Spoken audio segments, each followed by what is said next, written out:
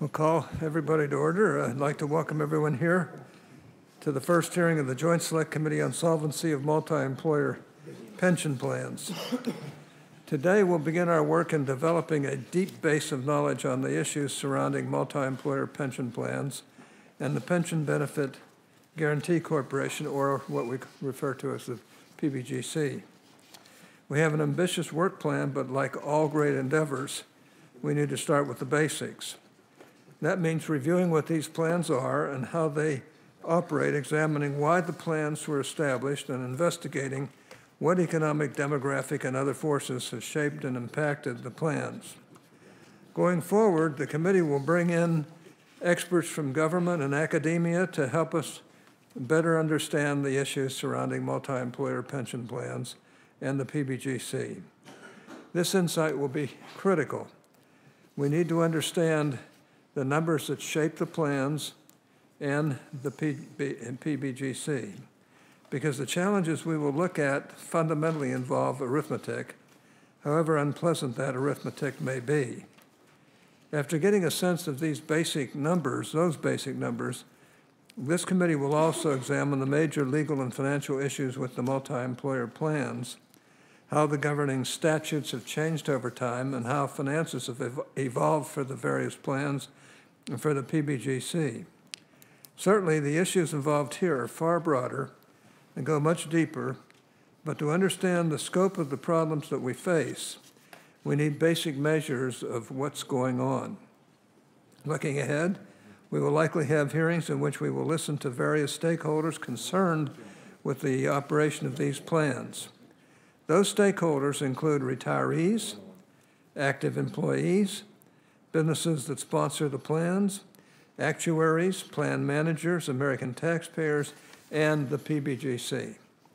We will also look at how multi-employer plans are designed and how their finances are managed, along with the unique regulatory and workforce environments they operate in. Following stakeholder input, the committee will examine policy options and the costs and benefits that come with them. I do not doubt that the committee has a very heavy workload ahead. I also do not doubt the sensitivity of the issues we will discuss. The committee is charged with a very difficult task. No matter what direction we take, we are bound to anger some folks. But it is critical that we understand the core financial features of multi-employer pension plans as well as the Pbgc to guide the path forward toward possible solutions. For today's hearing, we have brought in two experts to provide us with information on the history, structure, operations, and evolution of the multi-employer plans since their inception in the 1940s. Their perspectives and insight will be critical as we begin this first phase of our process, and I look forward to hearing from them and learning more. Now, let me close my opening remarks by noting that the staff of the Joint Committee on Taxation has prepared and posted on its website a publication titled, quote, "Present Law Relating to Multi-Employer Defined Benefit Plans," unquote, which will serve as one of many valuable resources to this committee. I appreciate the work of the JCT and thank Dr. Barthold and his team for what I am sure will be useful background information. So with that, I'll turn to our distinguished co-chair, Senator Brown, and we'll go from there. Thank you, Chairman Hatch, and thanks to my colleagues on the committee. Mr. Barthold, thank you for being here, and your insight is always illuminating for us. Thank you, Mr. Goldman. Thank you for your acumen and what you will bring to this. We are very grateful to both of you. We had a productive meeting the last time we met. It's clear that people in both parties on this committee are ready to work in good faith to find a solution to this crisis. I spoke a moment ago to Congressman Buchanan about his desire to find out what got us here, and I think today the questions I will ask, and we've coordinated with Chairman Hatch to elicit the information that we need to understand, sort of to build the framework so we understand these issues the way that we need to come up with the bipartisan solution. So, Vern, thank you for your insight that way. There are some 100 multi-employer pension plans on the brink of failure. They have members in every single state in the country. A number of us in our states and our districts have literally thousands of people that could lose their pensions and hundreds of businesses that will be affected. 1.5 million workers and retirees are at risk of losing the security they earned at the bargaining table over a lifetime of hard work. Small businesses are at risk of collapsing if they end up on the hook for pension liability they cannot afford to pay. Groups as diverse as the Chamber of Commerce and labor unions and the AARP are all pushing for a solution because they know what is at stake for them, their businesses, their membership. It's what we'll explore here today, how we got here, what's at stake as we work to solve this crisis for retirees, for workers, for small businesses, for taxpayers. These are workers and businesses who pretty much did everything right. They joined with other businesses, companies that thought that they were guaranteeing their workers a secure retirement because experienced trustees were managing the investment. This year, I talked with a small business owner from the Mahoning Valley in Ohio in the Youngstown area whose business participates in the Central States Plan. He wrote me this letter afterwards. I've owned my business 18 years. The company's been in my family for 60 years. It has made contributions to this fund to ensure that the hard work and dedication of our employees pay off in the form of a pension. He then writes, many employers that once contributed to these plans have simply gone out of business, leaving the remaining employers to support the remaining employees and retirees of the companies that have closed. That's, in a nutshell, a pretty good explanation. He then says, please, we're asking you to get together with your colleagues, reach across the aisle. That's what we are doing. That's what this committee is constructed to do. We need 5 votes at minimum on each side. And then he says, find a solution that will help my employees keep their jobs. These are the kind of business owners we're talking about, honest men and women trying to do right by their workers. We need to remember what workers gave up to earn these pensions.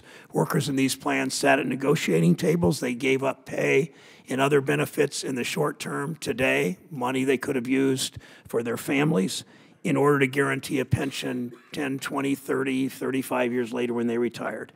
Too many people in Washington don't really understand what happens during these negotiations. We have to be clear, these workers earned these pensions, they gave up pay to do it, they paid into this system for years. Now these plans are about to fail again through no fault of these businesses or these workers. Each plan is different. There are many factors that played a role in getting them to this place. Many of these plans are in the same industries that have been affected by decades of bad trade deals, of outsourcing of jobs, of general shifts in the American economy. There's no question that the economic collapse of 2008 devastated these plans and the people and the businesses who depend on them. Even the coal miners' pension, an industry that has been badly hurt, as we know, over the past few decades, even the coal miners' pension was nearly 90% funded before the financial crisis. If these plans fail, they take thousands of businesses and jobs with them, and the Pension Benefit Guaranty Corporation is supposed to step in.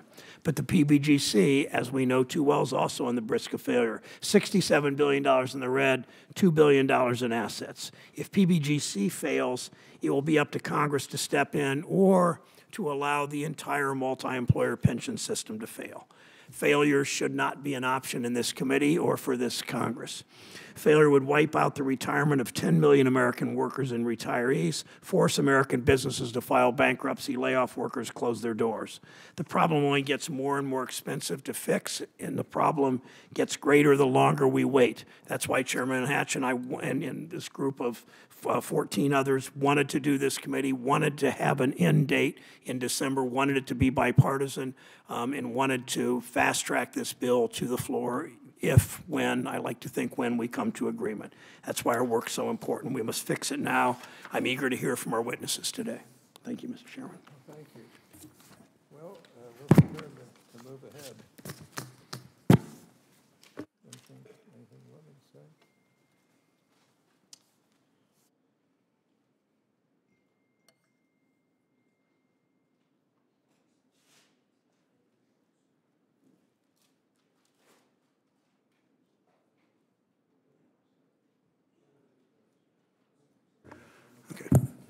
Sure. I'll start, and then Senator Hatch, and he's looking for some other thing. Go ahead. Oh, I'm sorry. Of course. I'm sorry. Mr. Bartold, you were going to do your opening statement. I apologize. Yeah, let's go with Mr. Bartold. Okay. Well, thank you, Mr. Chairman and members of the committee. My name is Thomas Barthold. I'm the Chief of Staff of the Joint Committee on Taxation, and it's my pleasure to present to the committee today an overview of the Internal Revenue Code provisions governing multi-employer plans. As Chairman Hatch had noted, my colleagues have provided a detailed overview of present law related to multi-employer plans. The testimony that I've submitted today is really an outline form that works from general principles to specific application of rules in the case of multi-employer plans. And to make efficient use of your time, I will not go through every page in the outline. But just as basis, defined benefit plans, and that's what we're really talking about when we look at multi-employer plans. It generally provides accrued benefits as an annuity commencing at the normal retirement age of the individual. The Code and Erisa require that benefits be funded using a trust for the exclusive benefit of employees and beneficiaries, and the Congress has created the Pension Benefit Guaranty Corporation to help guarantee that such benefits are available at retirement. An important aspect of these rules is that cutbacks are prohibited. And if you're following on my outline, I'm on page 8. Under the anti-cutback rules, plan amendments generally may not reduce benefits already earned and vested, accrued benefits as they're termed, or eliminate other forms of benefits linked to an accrued benefit. Benefit reductions or eliminations must be on a prospective accrual basis only. Now, our topic today is multi-employer defined benefit plans. It's a special type of plan. Turning to page 10, if you're trying to follow along with me. Multi-employer plans provide benefits based on the service of all participating employers and are common in industries where employees regularly work for more than one employer over the course of the year or over the course of their careers. But they also cover employees who work for only one employer over their entire year. There are approximately 1,400 such plans now, covering approximately 10.5 million participants. Many employers participating are small employers and mid-sized to large employers, but increasingly the majority of plans have at least one contributor at providing more than 20% of their annual contributions to the trust funding the benefits. The Pension Benefit Guaranty Corporation has two different programs, one for single employer pension plans and a special program that provides financial assistance in the form of loans to insolvent multi-employer plans. This is in contrast to the single employer program. When an underfunded single employer plan is terminated, the Pension Benefit Guaranty Corporation steps in and takes over the plan and its assets and pays the benefits. In addition to providing financial assistance to an insolvent multi-employer plan, the Pbgc has authority with respect to mergers and asset transfers between multi-employer plans and may partition existing multi-employer plans. The Pbgc provides a minimum guarantee level in the case of multi-employer plans, which, as noted on page 12 of the outline, is the sum of 100% of the first $11 of vested monthly benefits plus 75% of the next $33 of monthly vested benefits multiplied by the participants' number of years of service in the industry. To help finance these guaranteed amounts for multi-employer plans, there is a per participant flat rate premium paid annually, and for 2018, that premium amount is $28 per participant. Now, I mentioned the anti-cutback limitation as an important part of the general principle of defined benefit plans because in multi-employer plans, there's exceptions that actually permit current benefits to be reduced. And this depends upon a classification of the status of the plans. Pages 13 through 15, 16 in the outline define these classifications. The first classification is a critical status classification. To summarize, essentially, critical status is when a plan is currently underfunded and it also appears that the deficit is likely to increase. As noted on pages 14 and 15, there's 4 specific criteria, but I think it's fair to summarize those criteria in those terms. The second status is insolvent status. Insolvency is when, in the current year, the resources of the plan are insufficient to pay plan benefits, and that the plan sponsor of a critical plan determines that the plan's available resources are not sufficient to pay benefits coming due in the next plan year. In other words, in short, there's not enough money to meet current need under the plan.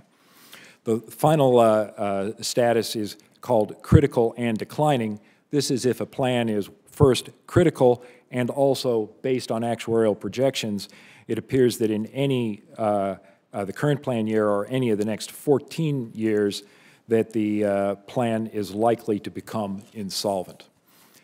If a plan meets any of those statuses, then it's possible for benefits to be reduced. So, for example, under critical plan status, participants and beneficiaries who begin receiving benefits after a notice has been given of the plan's critical status have certain limitations on the benefits that they would have may have expected to receive under the plan. For example, payments in excess of a single life annuity can be eliminated if a plan is in critical plan status.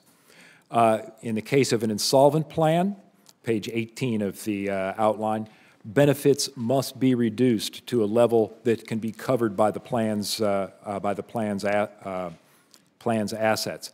The benefits may not be reduced below the level guaranteed under the Pbgc program, as I described a moment ago, but there should be a suspension of benefit payments, and it should be substantially uniform across all participants. In the case of critical and declining status plans, plan sponsor may determine the amount of benefit suspensions. Again, it cannot be reduced below, in this case, 110% of the Pbgc guarantee level, and there are special protections based on the age of beneficiaries. That describes special rules under multi-employer plans that can affect benefits that are paid. There are also special funding rules for multi-employer plans. Basically, it's important to remember that funding is part of a negotiated contract cycle. So in making projections about necessary funding, it's part of the negotiation. Often in a union contract, it's a 3 or a 5-year cycle. This is in contrast to single employer plans where you can always be reviewing your status on an annual basis, and you're only reviewing the status for one contributor to a plan with respect to yourself, as opposed to having multiple contributors to the plan. The basic funding is determined by calculating a funding standard account, which is trying to make a projection of what's coming in and what's going out of the plan over the life of the contract. Let's see. Let me skip ahead to page 22. The annual minimum required contributions are the amount that's needed to maintain a balance of the inflows and the outflows. There's a deficiency if the accumulated charges exceed the inflows. There's a credit balance if the opposite occurs. Additional funding may be required in the case of plans that are deemed endangered or on critical status. And this essentially sets in progress a procedure to review the funding in the next cycle, where the employers and the employees in the negotiation get together and try and improve the funding status of the plan. Key definitions here are a plan's funding may be considered in endangered status, and looking at page 23 of the outline, if the plan is not in critical status, but the plan's funded percentage is less than 80%, or the plan has an accumulated funding deficiency for the plan year, or is projected to have an accumulated funding deficiency in any of the next 6 plan years. a plan would be deemed to be in seriously endangered status if both 1 and 2 above, if you're less than 80% and projected to have a funding deficiency in the current year or any of the next 6 years, if both those factors are the case.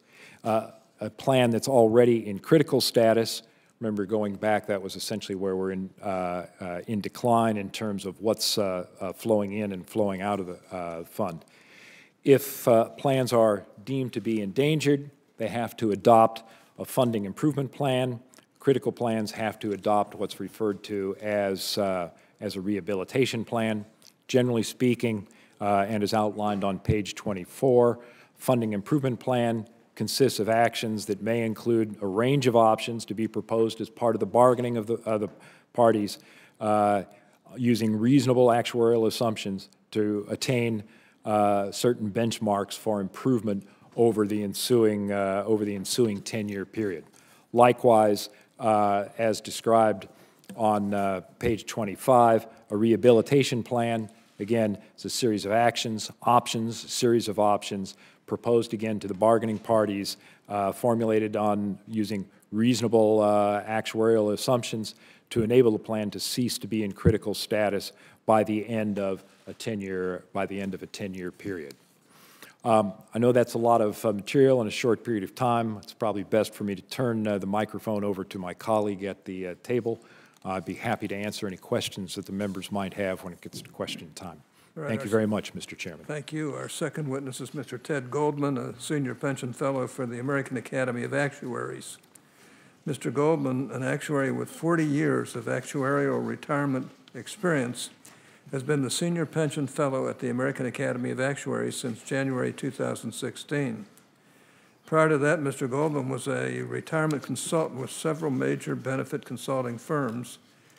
In addition to being a member of the American Academy of Actuaries, Mr. Goldman is also a fellow of the Society of Actuaries, an enrolled actuary, and a fellow of the Conference of Consulting Actuaries. He received an undergraduate degree in mathematics from University of Missouri, Columbia. I thank the witnesses for agreeing to join us today and look forward to your testimony, and hopefully you can help us to understand this better. Go ahead, Mr. Goldman. Thank you, Chairman, and apologize in advance if I repeat some of Tom's, but I think it's good to hear this more than once, so here we go. Distinguished Senators and House members, on behalf of the Pension Practice Council of the American Academy of Actuaries, I'm Ted Goldman, Senior Pension Fellow at the Academy. I appreciate this opportunity to provide testimony to the Joint Select Committee on Solvency of Multi-Employer Pension Plans. The Academy is a strictly nonpartisan professional association representing U.S. actuaries before public policymakers. The Academy's Pension Practice Council has diligently been working over the past few years to analyze the financial condition of troubled multi-employer plans. In keeping with the purpose of today's hearing, I'm here to provide you with information regarding the history and current status of U.S. multi-employer pension plans. Let me begin with an overview. More than 10 million people participate in about 1,400 multi-employer pension plans. More than 1 million people are in approximately 100 of these plans that will be unable to pay benefits in full. The Pension Benefit Guaranty Corporation, the government-sponsored program designed to backstop troubled plans, is likewise projected to be unable to pay all of the multi-employer plan benefits that it guarantees. If the Pbgc fails, participants in these plans could see their benefits cut by 90% or more. In other words, retirees could get less than 10% of the benefits that they had expected. In addition to impacting these million individuals, the reductions have broader implications for our economy and our social safety net programs. Now let's talk about the basics. A multi-employer DB pension plan is a retirement plan sponsored by at least 2 employers in the same industry or geographic region. These plans are established by collective bargaining agreements and managed by a board of trustees containing an equal number of members appointed by both labor and the employers. Plans can be local, regional, or national. These plans commonly cover occupations such as construction workers, truckers, mine workers, grocery clerks, and janitorial workers, among others. Employers are required to fund the plans in accordance with the negotiated contribution rates subject to certain regulations. The plans pay Pbgc premiums for an underlying financial support in the event of a plan failure. I now want to turn to a discussion of the rationale for these plans. Multi-employer pension plans were created as a way to deliver lifetime income retirement benefits to workers in blue-collar industries. Employers tended to be small, and it was common for workers to stay in an industry but work for many employers over the course of their career. The multi-employer approach captures economies of scale, offers benefit portability, and pools risks, an intended win-win for the employer and the employee. Right, because I can't figure this. Next, it's important to understand how we got here. These are just the question. Negotiated plans appeared in the 1930s and 40s in industries such as the needle trades and coal mining. The Taft-Hartley Act of 1947 created the concept of joint labor and management trusteeship. Plans then grew in prominence during the 50s and 60s. Such plans covered about 1 million workers in 1950, ultimately peaking at about over 10 million workers in 1989, and the system today still covers over 10 million participants. In 1974, the Employee Retirement Income Security Act, Erisa, brought a fundamental change to private sector pension plans. Among other provisions, Erisa protected benefits that plan participants had already accrued, often referred to as the anti-cutback rule. Employers contributing to multi-employer plans became responsible not only for the negotiated contributions, but also for any funding shortfalls that developed in these plans. Erisa also established the Pbgc. During the late 90s, very strong asset returns led many plans to increase benefits in order to share the gains with participants and to protect the tax deductibility of the employer contributions. These years were followed by a period of very poor asset returns that erased much of the investment gains. While the investment gains proved to be temporary, the increased benefit levels that plans adopted were protected by the anti-cutback rules. This combination of temporary asset gains and permanent benefit improvements is a contributing factor to the challenges facing multi-employer plans today. The Multi-Employer Pension Plan Amendments Act of 1980 was intended to prevent employers from exiting a financially troubled multi-employer plan without paying a proportional share of the unfunded liability. Under this law, withdrawals are recognized as a potential problem that threaten the long-term financial health of plans. As employers withdraw, the liability for these employees, often termed orphan liabilities, will become the ongoing responsibility of the employers remaining in the plan. This is often referred to as the last man standing problem and can result in significant financial burdens for the remaining employers. While this law took steps to address the problem of employer exits, the new withdrawal liability rules were not fail-safe. Bankruptcies, poor investment performance, and the ability to collect the full amounts and all resulted in additional liabilities for the remaining employers in these plans. The primary contributors to the current challenge relate to investment performance, past benefit increases, the maturation of plans, the decline of collectively bargained workforces and in some industries, and weaknesses in the withdrawal liability requirements. Typically, a combination of these factors has contributed to a projection that a plan will be unable to pay benefits. The Pension Protection Act of 2006, PPA, made certain changes to multi-employer funding rules. The changes were designed to give plan trustees more flexibility in dealing with funding challenges and require plans to identify and address problems early. PPA classifies multi-employer plans into one of 3 categories based on current and projected funding levels: critical zone, critical status, which is referred to as the red zone, endangered status, the yellow zone, and neither, which is the green zone plans. Plans that are in critical or endangered status are required to take corrective action. The tools available under PPA were largely limited to increases in employer contributions and reduction in benefits for non-retired participants. While these tools enabled many plans to recover from the dramatic asset losses and economic contraction that immediately followed the effective date of the law, they proved to be insufficient for others. The severely distressed plans that were unable to recover using the tools under PPA are often characterized by high maturity levels. In other words, the number of active participants in the plans are dwarfed by the number of inactive and retired participants in those plans. The Multi-Employer Pension Reform Act of 2014, MEPRA, provided additional tools and strategies for these severely distressed plans. MEPRA added a fourth category of critical and declining status to further differentiate those plans projected to become insolvent within the next 20 years. Of particular note, MEPRA allows distressed plan sponsors to voluntarily reduce benefits that have already been earned.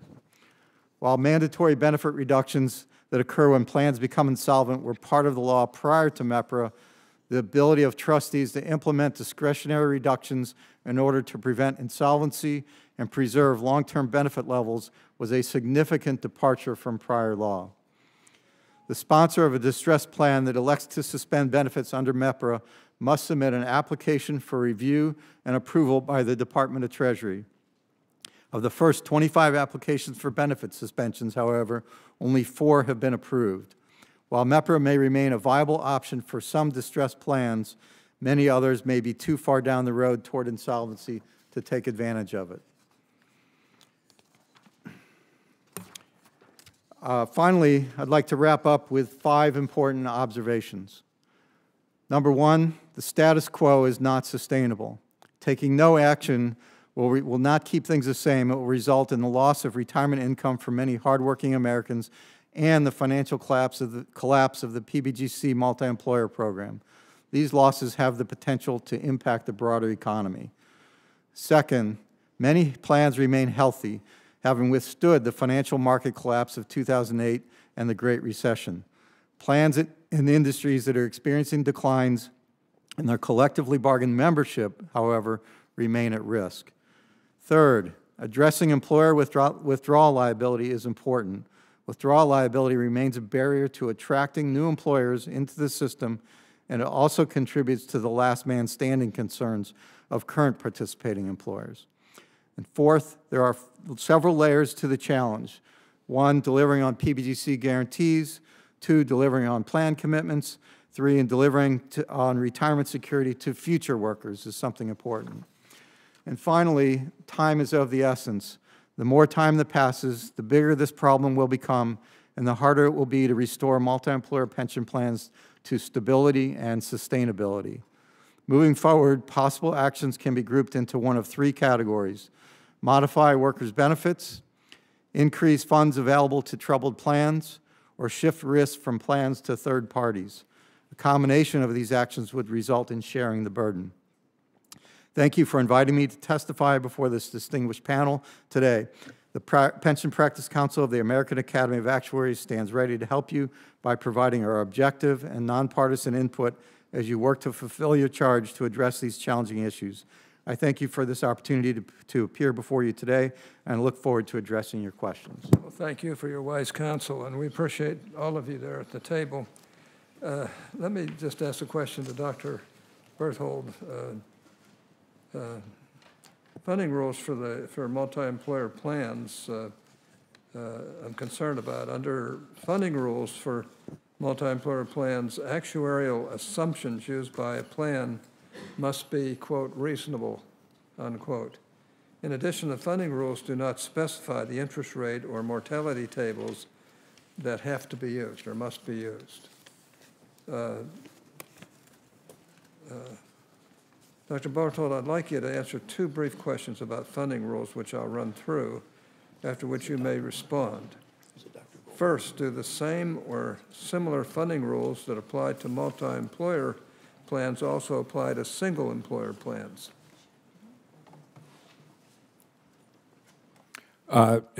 No, sir. The single plans, there's specific segment rates that are specified in terms of calculating liabilities. Those were some of the changes that were enacted in the Pension Protection Act in 2006. Okay, so there's somewhat different rules. Okay. Secondly, if the rules are not the same across plan types, which you say they aren't, then why are we funding rules for multi-employer?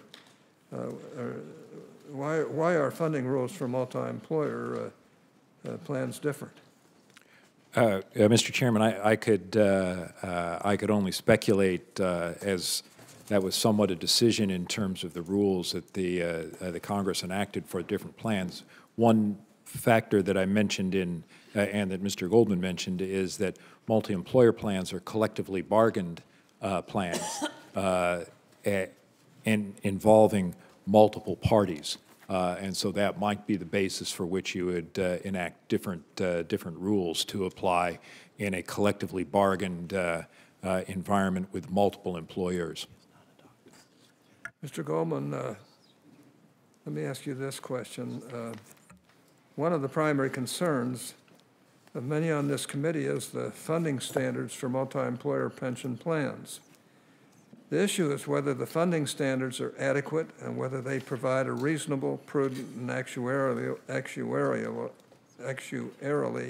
sound level of assets to cover future liabilities of the plans. Let me briefly run through two related questions after which I'd like you to respond. First, could you describe the funding methods for the multi-employer plans prior to the enactment of the Employee Retirement Income Security Act?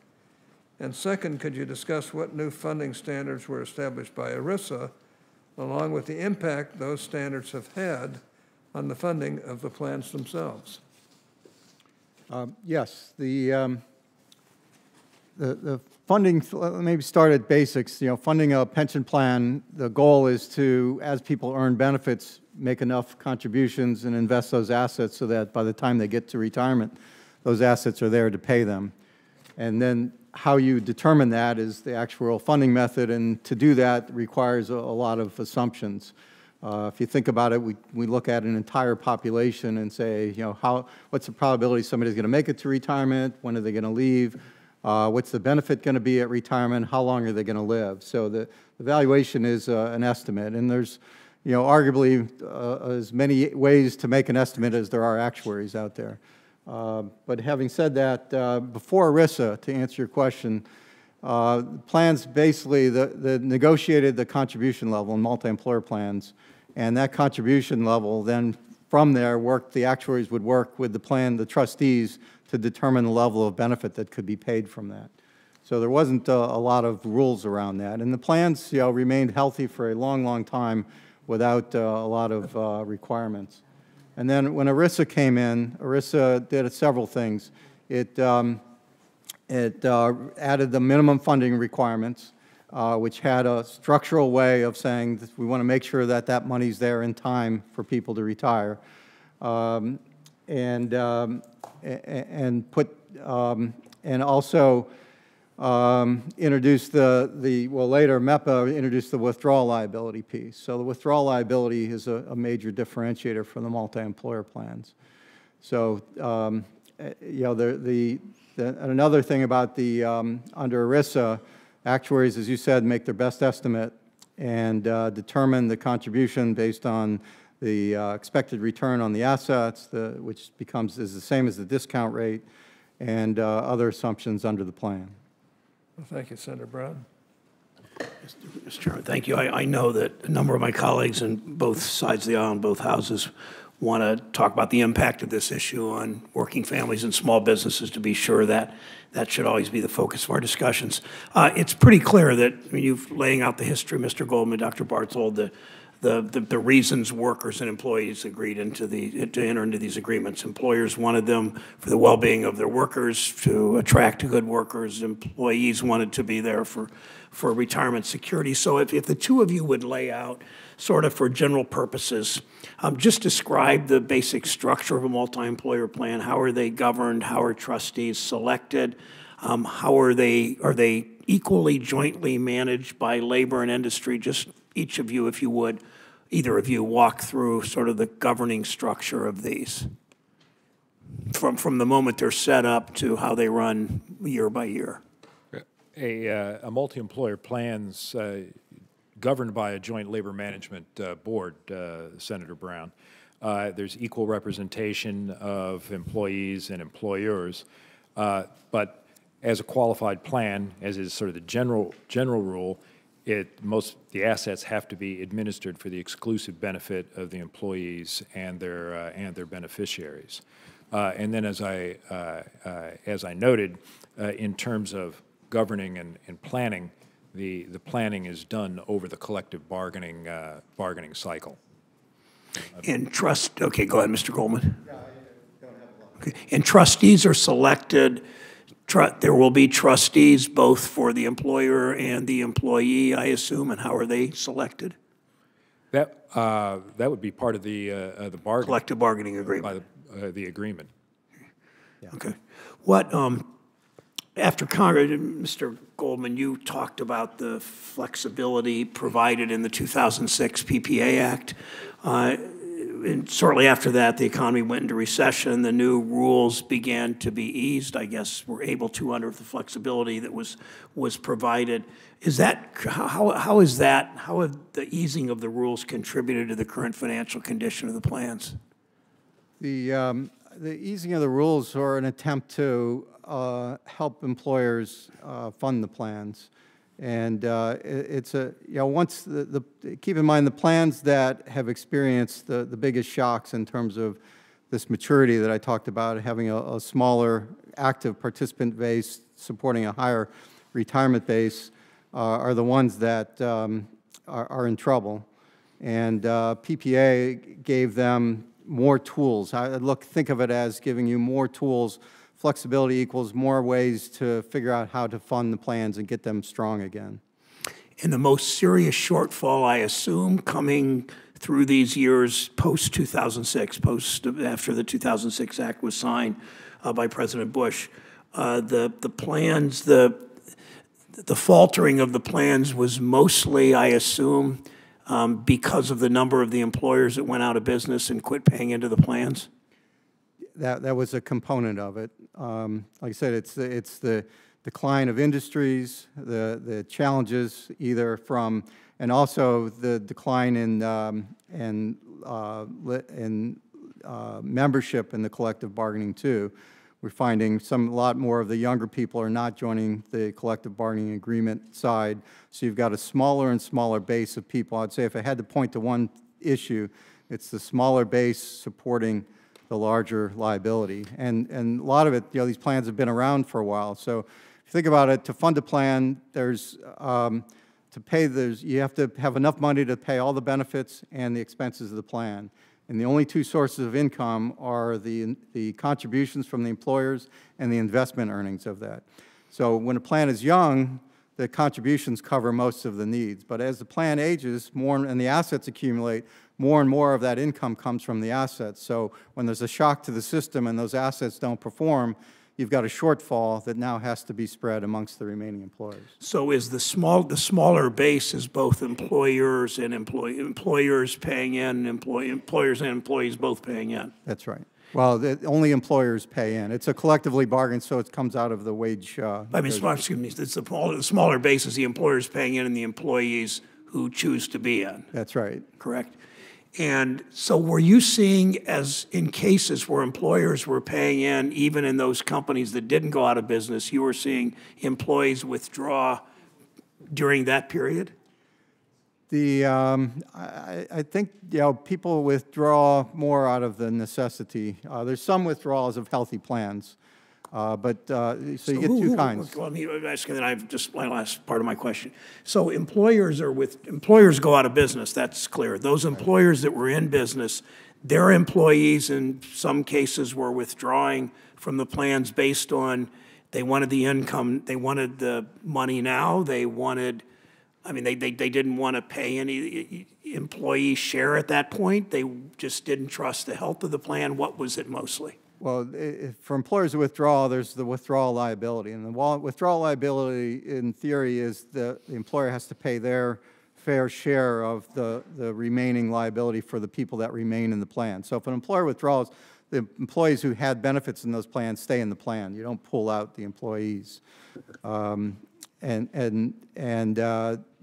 reasons are probably all over the map in terms of why. Some of it is we want to get out now because we don't like where this is going. Some get out for other business purposes. Okay. So wide range of reasons.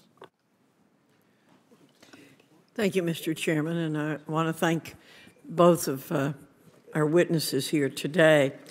Mr. Barthol, we know that employer contributions or promised benefits for the multi-employer plans, as you all have described, are determined pursuant to collective bargaining agreements.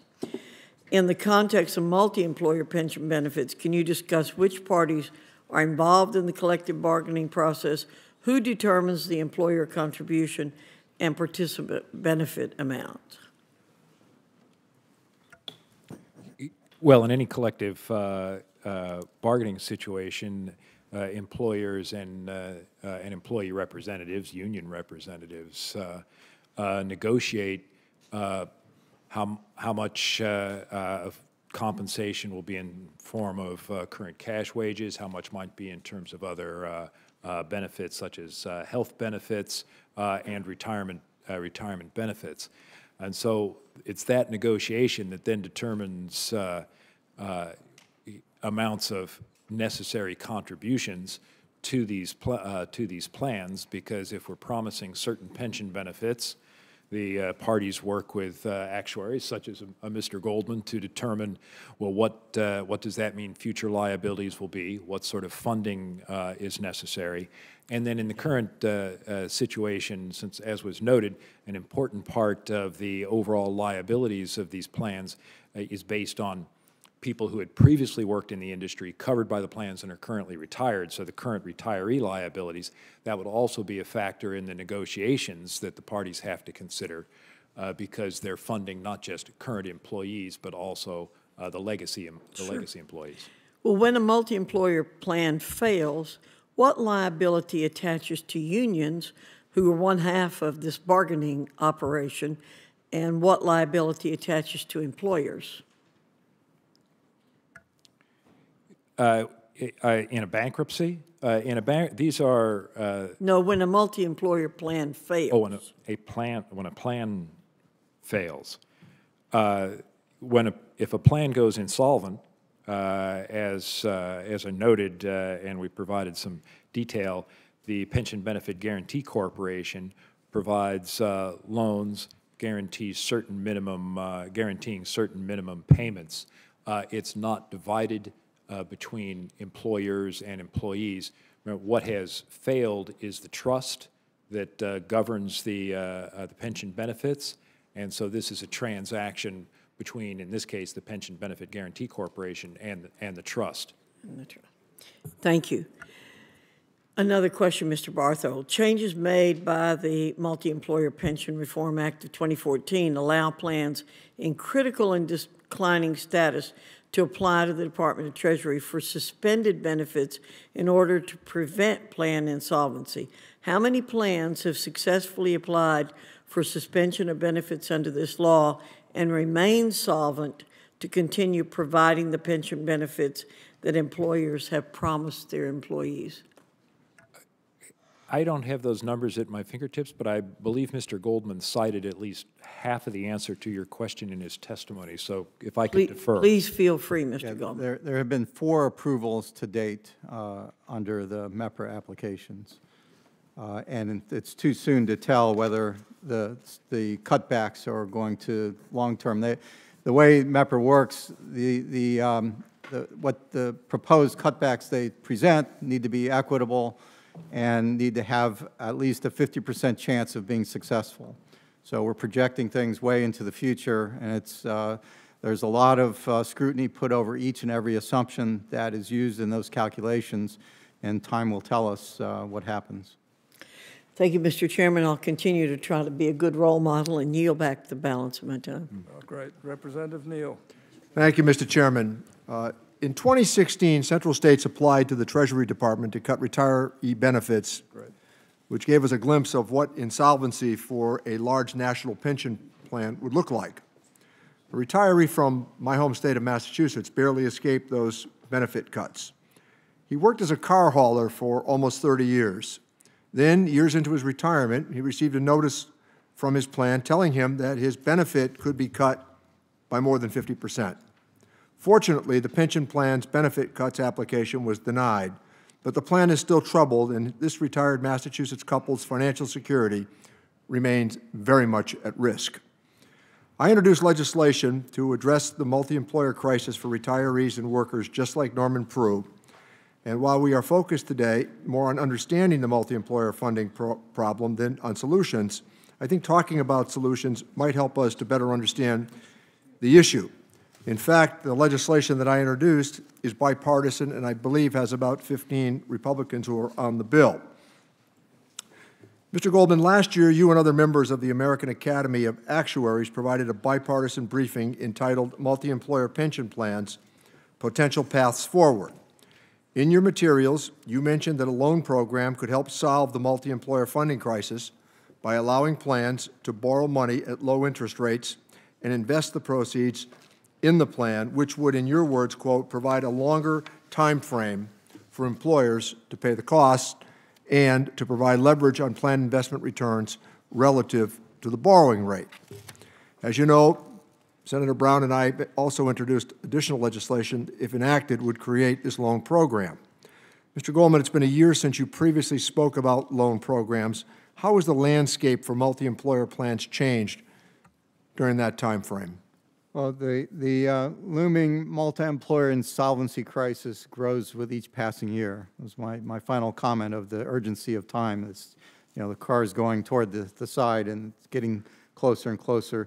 Most multi-employer pension plans had favorable returns in 2016 and 2017 in particular, but those gains have not significantly changed the projected dates of insolvency for those plans. The healthier plans with more assets, that was a bigger deal, but got to keep in mind the level of assets relative to the liability in these plans is low.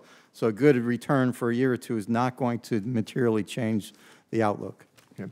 Mr. Goldman, I proposed a solution, as I noted a few minutes ago, that would work in terms of the recognition that you've offered in terms of testimony if we act now.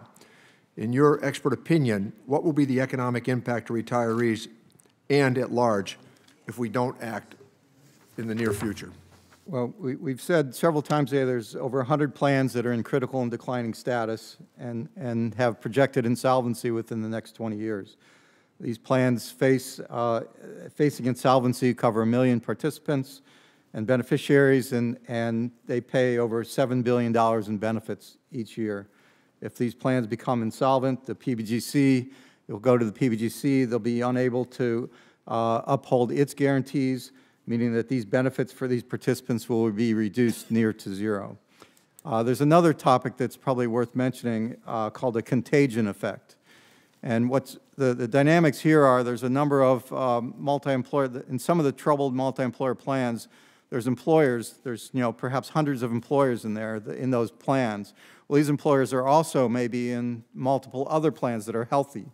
So if the plan that they're in has a financial challenge that they have to step up for and puts pressure on them, it could actually start to impact the healthy plans as well and then expand to bring down, to collapse the whole system. So that's another potential risk that's out there. Thank you, Mr. Chairman. I'll yield back my time. Okay, Congressman Rowe, I believe, is next. Thank you, Mr. Chairman. And I, first of all, thank both of you all for being here. And I think we pretty well understand, Mr. Goldman, I want to just read from your, the last paragraph of your testimony that you had. It says, from a conceptual standpoint, the options are straightforward. One of 3 actions must be taken. Either benefits are to be reduced. This is the current course if there's no intervention, or contributions to the plan have to be increased, or as a third option, more risk can be taken by plans to achieve prospective investment gains. So it is just an arithmetic problem. You've got more going out than coming in, and that's basically what it is. Am I correct? Right. I mean, it simplifies down to those 3 choices. I mean, so it's simple from that point. Anything beyond that is not simple. No, the solutions are not simple. Right. But I understand that. Just a couple of quick questions, and this is maybe out of the purvey of your, but why are the Pbgc premiums different for a single employer plan than a multi-employer plan? Why is there a huge discrepancy? Yeah, there is a huge discrepancy between the 2 programs. There's a lot of, I actually did some research on the background of that, and part of the challenge as Pbgc looked at this back in the late 70s was that if they made premiums too high, it would chase employers out of the plan. So everything's about a balance, right? We've got to find the right balance of enough to keep employers in the plan, but not topple things down. And so they actually delayed the implementation of the multi-employer program to get a couple of experience. And in the early days, they had, I think, the milk industry, the people who used to deliver milk to your door, they went down in millineries. So they had some data.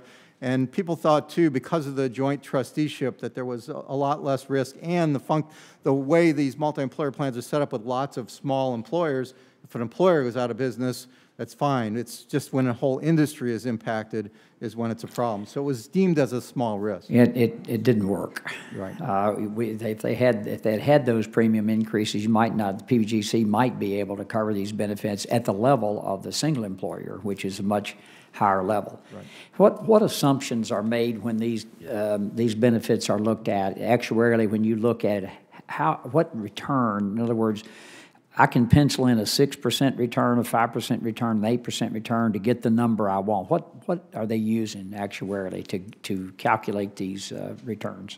Well, it's a great question, and the answer is there's no one right number. So there's a couple of approaches.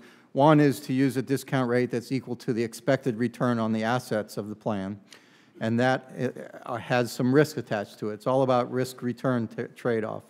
Others would argue that we should be valuing these liabilities on a risk-free rate, and that's a better measure of the true obligation. So there's not one number that is more right than the other number. They just provide different types of information, and the more information that's available, the better you can understand the problem. You described it in the 90s during the dot-com boom about where plans were, quotes, overfunded. I've never seen a pension plan that had too much money. I haven't had anybody come to me yet and complain about that. But the rules and the laws at that time prevented us an employer funding it more. And so we as employers will always take a chance this year because the gains have been that much. You don't need to put anything in this year. That's a temptation that's out there. That was a mistake also. And that's one of Mr. Norcross and our in a bill that we have together, a hybrid plan going forward. But that's going forward. That's not solving the problem with these plans right here. Is anyone from the government, since we're now being looked at through, as Mr. Neal says, through loan guarantees or whatever? Because I think the PBGC's only had one loan paid back.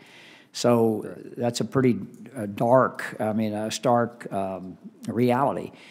But is anybody from the government there at this, or is it just the employer and the union representatives? Because we are now involved. Anybody where? From the federal government when these benefits are determined, what they're going to be. Oh, no, the collective bargaining process determines the level. Determines the level.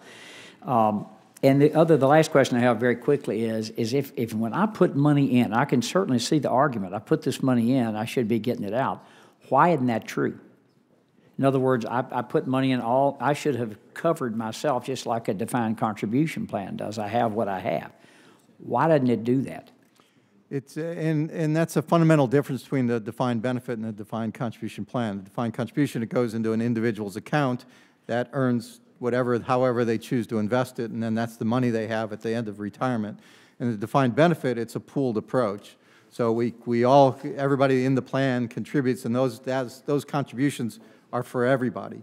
And then we project out who's going to get it and when they're going to need it, and that drives the funding of that plan. Okay. I yield back, Mr. Chairman. Okay, is Representative Rowe here? There was Rowe. Where? No, it's Representative Scott. Scott, then. Thank you, Mr. Chairman. Mr. Chairman, I'd like to get some information on what kind of problem we're in to kind of quantify the problem we have. I mean, there's an old adage, if you don't change directions, you're going to end up where you're headed. If we don't do anything, where are we headed? Mr. Goldman, if one of the plans becomes insolvent, does the last man standing rule require all of the remaining participating corporations to pay the benefits? It's complicated, so it's not, in concept, I think that's true. The fewer employers in the plan take on more, but there are some complex rules that might limit how much people pay on the way out, and there's payments over time. Well, if you're participating in a plan and you owe some money, are all of the corporate assets exposed to pay these benefits? I'm not sure on that. I don't know, Tom, I'll defer to Tom on that. I know there used to be a 30% limit on, but I'm not sure. What it is. Generally not, sir. They're not obligated to pay the benefits if they're Not with all the assets of the corporation. Okay, if the plan becomes insolvent, are the pension benefit guarantee corporation's assets sufficient to pay the 100 plans that you expect to go become insolvent? Does the Pbgc have enough assets to pay those benefits? No, they do not. And as we mentioned before, the guarantee levels of the Pbgc are already fairly low. The maximum a 30-year employee could get is just under $13,000. And if these plans all go as expected, the Pbgc may be able to pay less, 5 or 10 cents on the dollar from that smaller amount. Okay, so if that happens to retirees and the plans that become insolvent and the tens of thousands who are already receiving Pbgc assistance would see catastrophic reductions in their income? You're saying the existing people? The existing people and the retirees who are in insolvent plans that aren't going to get anything, they will be getting less money than promised, and I guess they'll be paying less federal, state, and local tax. Is that right? Yes. Do you know how much less they're going to be paying? No, I have not done that analysis. They're more likely to become reliant on the social safety net programs like food stamps, Medicaid, job training programs. Do you have an idea of how much I do not, but I we're think on that the is hook for? an important part to measure as you all move forward.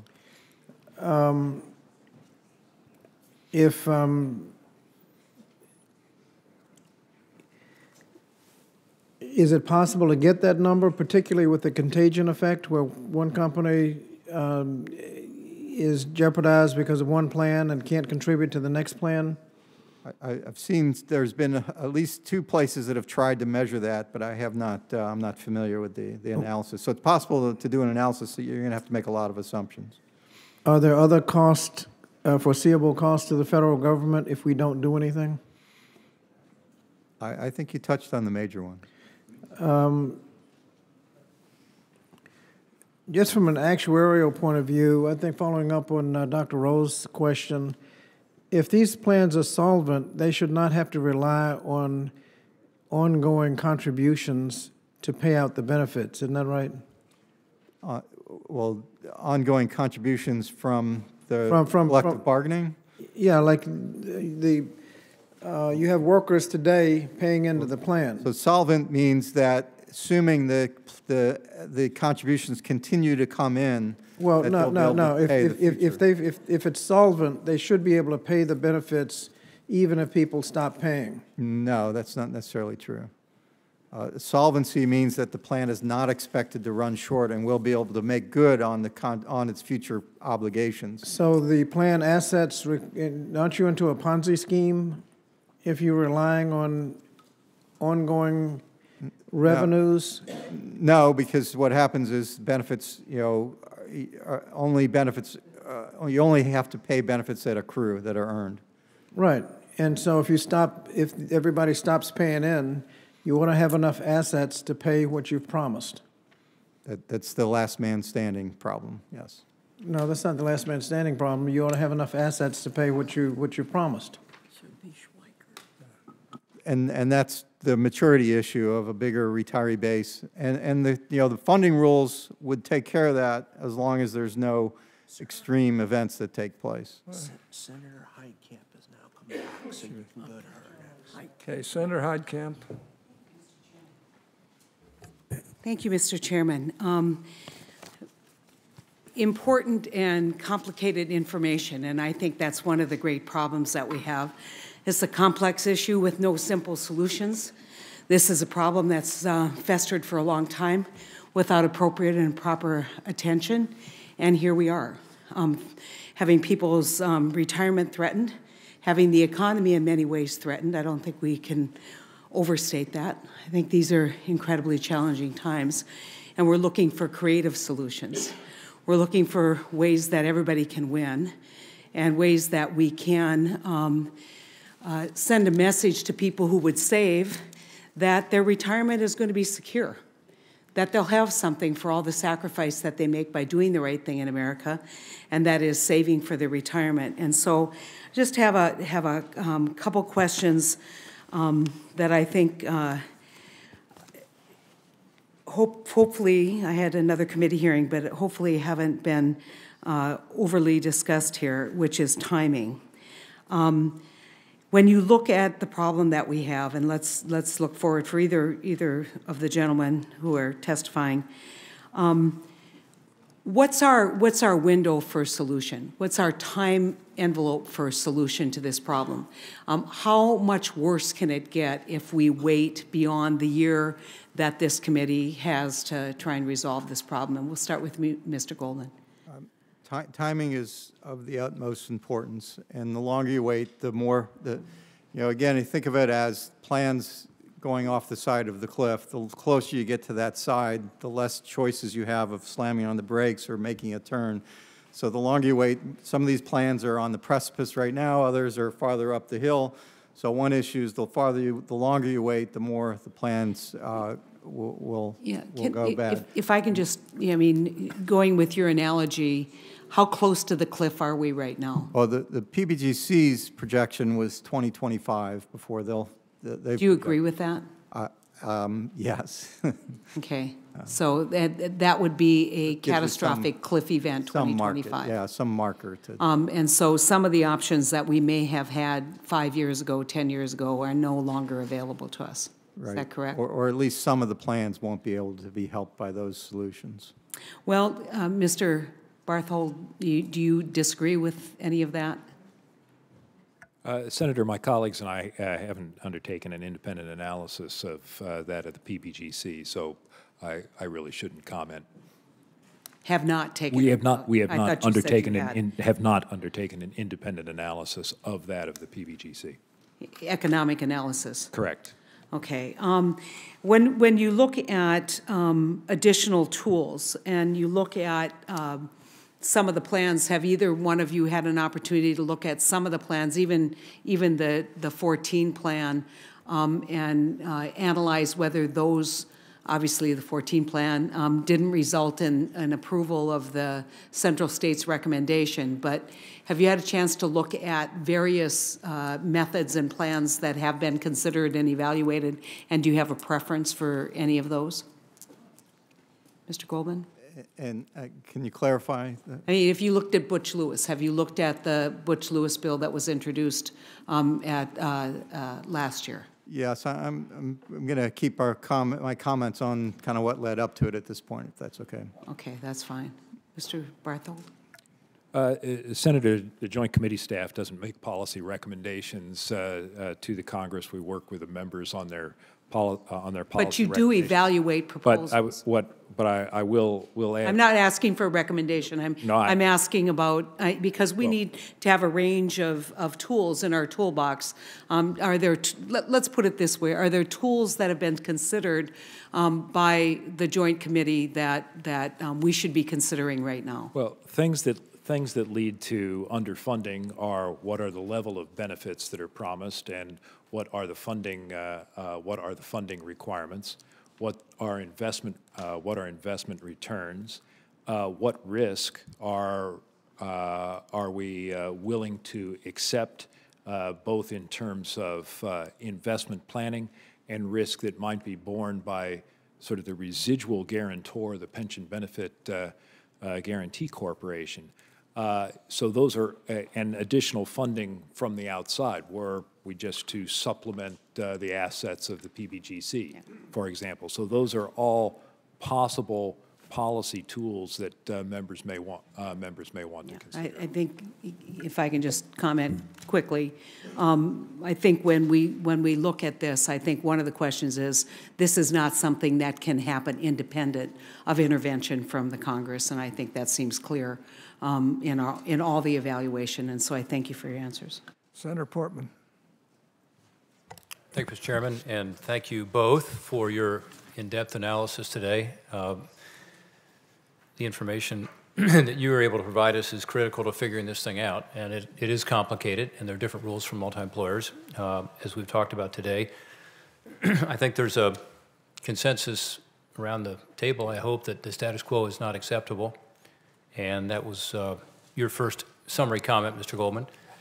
I think also there is a deep interest in figuring out what we can do going forward to not just provide some solvency for a central states plan and a Pbgc that otherwise could go insolvent as soon as 2025, but also to put rules in place going forward that avoid some of the problems that have occurred.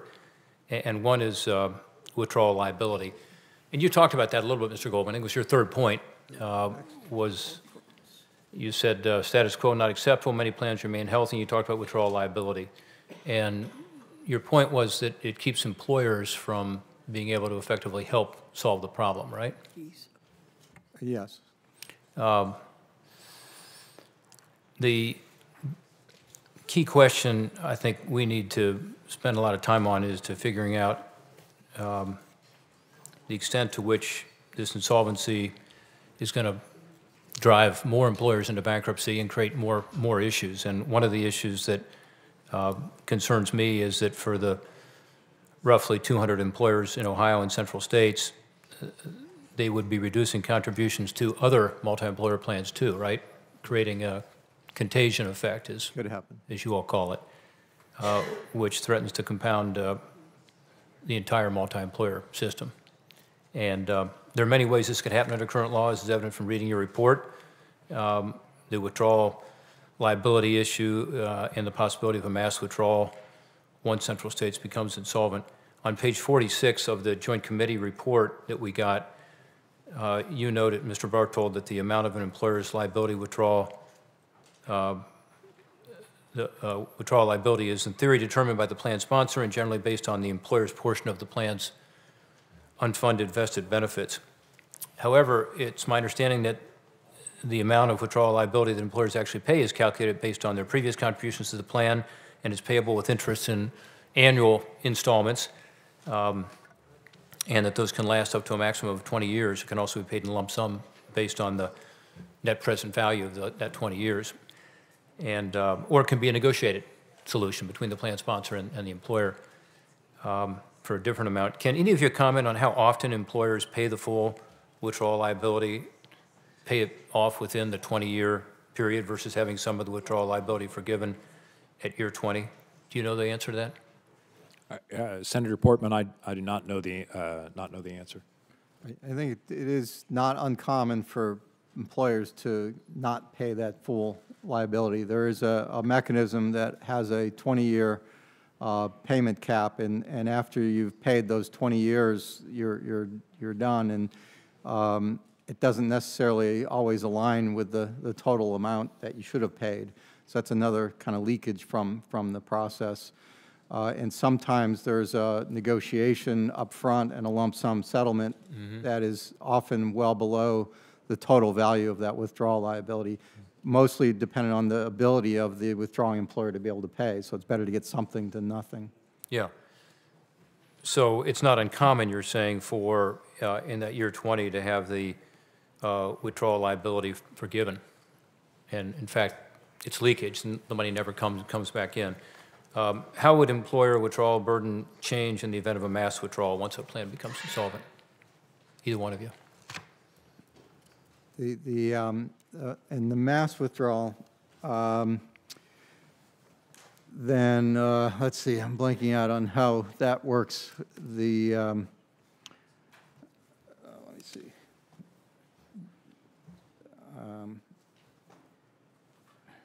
I'll have to get back to you on that one. Right. Yeah, I think when there's a mass withdrawal, there's no 20-year cap on the payment. That's right. There's no 20-year cap, and everybody has to pay up at that point. Yeah, which is very hard to imagine, right? Right. So, I mean, look, we have lots of issues here, but one is, you know, what is the current law with regard to withdrawal liability doing to make these plans even riskier and to take away some of the possibility of us solving this problem? Another question that I'm not going to have time to ask, but I'd like to get an answer in writing if I could, is on the rate of return. You know, what do we assume the rate of return is, which is really the discount rate. And I think in multi-employer plans, it's about 7 to 8%. And how often has that been true? In other words, is part of our problem here just that we have estimated that there would be a much higher return on investment than there actually has been? Yeah, and by the way, on the cap, you're right, the cap goes away and the payment is in perpetuity in theory. Yeah. On the interest rate, one thing to keep in mind is this is a very long-term, pension plans have a long timeline, long investment horizon.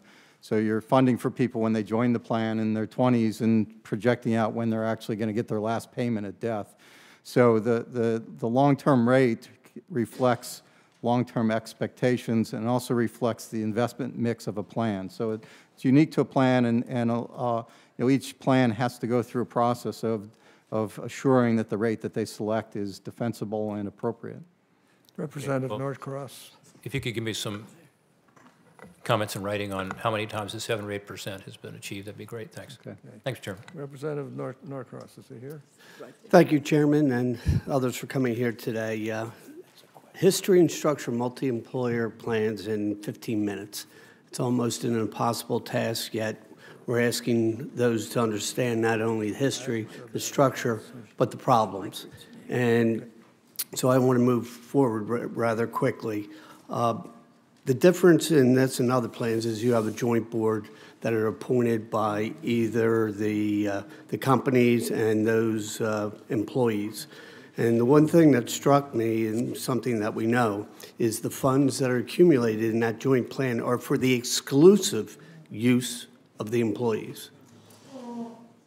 The exclusive use, which means it's the pensioners' money. Anything used other than that, we see as a problem. But let's go back a little bit further and start talking about the very function of how is it determined what the pension numbers are going to be for an individual. Is it done on a yearly basis, every 10 years? How are those assumptions made from day one for a pensioner? So, Ms. Goldman. So that you've got let's say 1,000 people in your pension plan, all right? Right. And so the way the model works, we actually take each of those people, we know how old they are, if it's a pay-related thing, and you make assumptions of probably of turnover, of early retirement, and so forth. So all those assumptions go into That's the human side. and you Then determine there's a the return value side. for each person, but it rolls up to the present value of the liability for the whole plan. But the point is, who makes the determination, okay, you're going to get 1 credit year, 2 credit years? Who actually makes the determination? They do it on a yearly basis as trustees, Yes, don't they? an annual valuation. So on a yearly basis, they're going to understand, taking all those factors in, and they're going to throw a dart and hit a point. And the beauty of it is that you don't have to be right, because every year you're redoing it, and we have what we call our experience gains and losses. So we thought this was going to happen. Instead, that happened, and we're able to quantify that. Exactly the point. So you should make those adjustments year by year. Yes. So if you make a rosy assumption, you end up paying for it later on if you don't make those assumptions. That's correct. Which takes me into the question about bankruptcy, which to a large degree is the last man standing. Chapter 7, Chapter 11. When an employer goes bankrupt, Chapter 7, and has no appreciable assets to distribute, what happens to his unfunded liability? It stays in the plan, and the remaining employers. It gets distributed to those healthy employers distributed that are to the left. healthy employers, correct. Okay, for those, if he wants to reorganize, where in the bankruptcy position does an employee's obligation, the employer's obligation to that plan lie? Yeah, I'm not sure the answer to that. I'll have to get Low, because that's part of the problem. They end up reorganizing, shedding this massive liability and coming back healthy, which is part of the problem. So when a plan goes insolvent, and there's a difference between when we think about the end of the line, insolvent versus terminating of the plan. If you terminate it, everyone left there has to pay for that obligation, correct? Correct. If it goes insolvent, what happens to the employers that are still left in that plan? The employers left in that plan continue to make their contributions. It's Pbgc. The Pbgc, this is probably important too, the program for multi-employer works very differently than the single employer. Pbgc essentially makes a loan to the plan for the financial assistance to... The trustees still operate it. They get the Trustees still money operate from the plan. Pbgc and continue to pay. The maximum amount, no matter how much a pensioner might be receiving, 20,000, 40, 70,000, the most they can ever get, 12,870. Is that correct? That's correct. So if you have a $70,000 pension and it goes insolvent, the most you're ever going to get is 12,870. And then if a large one goes under within a year, they might go down to zero because Right. Pbgc goes under. Exactly. I think that's the most important thing that we're talking about today. The cost of doing nothing. Forget MAPR, forget everything else. If we don't create this loan program to smooth out the numbers, we're talking about within 2 years of that plan going under, those pensioners, those millions that you're talking about, are going to get zero. And in fact, will be worse because that will contribute to other plans going under, won't it? Yes, could. I yield back the balance of my time. Our next one is Senator Smith. No, it's Representative Schweiker. Oh, Representative Schweiker, I'm sorry. Yeah. Thank you, Mr. Chairman. The joys of having the simple last name on the committee. Can we do let's play a speed round, just help me sort of get my head around a number of things. Mr. Goldman, give me quickly, what are the attributial differences between a plan we say is in the green and the red? So if I was to both lay them side to side and say, what do I see it's different?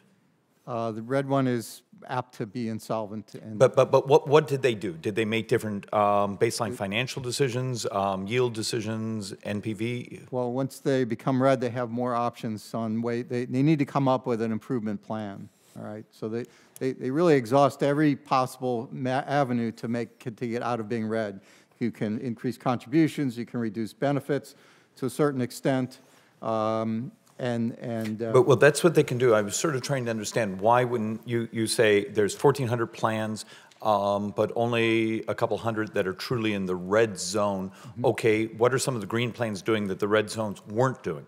The main difference is this industry decline, the decline of the active base versus the retiree base. All right. A lot of the green plans survived all the economic stress and did the exact same things. They didn't do anything different. In that same category, should I be worried that a number of the green plans, if I actually used a discount rate or net present value that personally I would be more comfortable with, all of a sudden in my math, they start to look a lot closer to the red plans? Yes. And Okay, so we need to understand it's more than the ones that are just in the red. We have a number that we're calling green that if we were to all agree that the benchmark is going to be high-quality corporate bonds, and that's our net present value calc, a number of those that are today we're calling green wouldn't look so green. yes. Okay, that's a real concern that we as need to understand. A lot of that we're saying are healthy may not be nearly as healthy, and we also probably need to set a standard of what that net present value dollar is, because the fact of the matter is right now the equal number of employer representatives and union representatives act functionally as an investment board. Yeah. Keep in mind, though, that however you decide to measure that liability, whether the plan's insolvent or not, depends on whether there's enough assets to pay all the benefits. Yeah, back. but then that's always, and then your population statistic. And the other point to keep in mind is a lot of these green plans have gone through a couple of hardships themselves. So if we were to see another shock to the market, a lot of the green plans may end up in the red zone as well. It's another Okay, I'm Even not with- sure. even Yeah, at not the sure there. current Ms. Bartle, so in a multi-employer, I have my union representatives, my business representatives.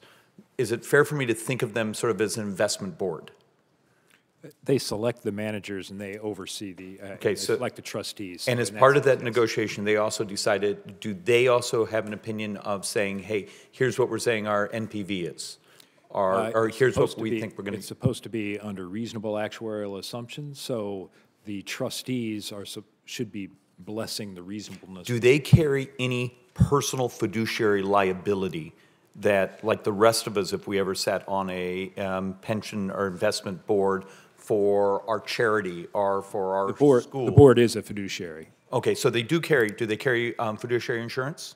I would imagine they might, but I don't. Yeah. Okay, that'd be fascinating Yes, they do. to know.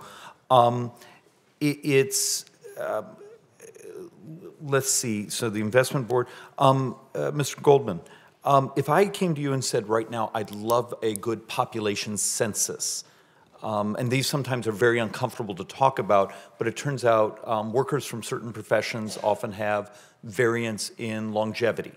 Correct. And so I've been curious on the elegance of and the quality of the calculations of what our actual liabilities are, and are we seeing that this particular fund had more individuals that were from a profession that actually have different lifespans, and is that being properly calculated in as we're actually starting to work out our math? Yeah, each assumption has to be reasonable, and the larger plans, there's usually enough data to do experience studies. I'm actually not asking for reasonable. I'm actually asking for population census data that you would put into as an actuary, because if I had only 1,000 or 2,000 or 10,000, I mean, you're going to have really, very good down to the individual population data.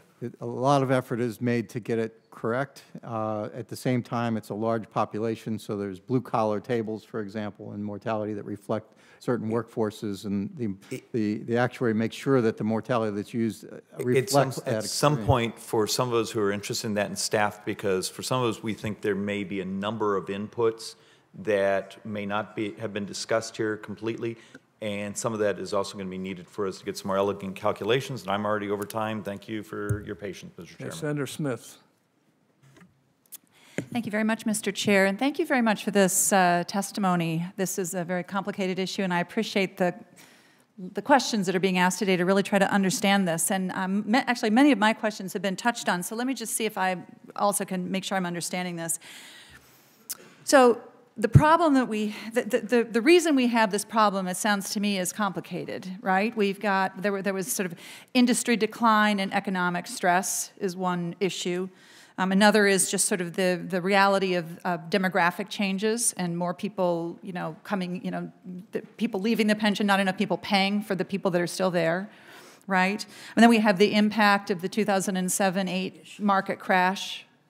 And then we also had this weird, this sort of the tax incentive issue. Can you just explain that to me a little bit, either one of you? Yeah, so at the time when things were great and the markets performed beautifully and the plan assets grew to a surplus, what we call a surplus, there was actually more assets than you needed, and your minimum contribution might have been zero.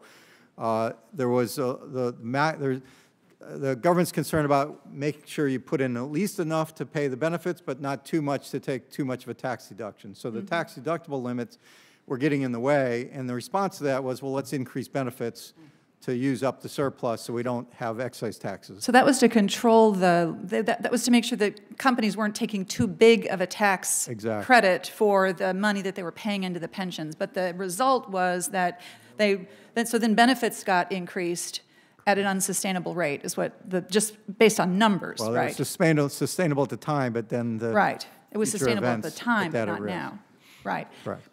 And and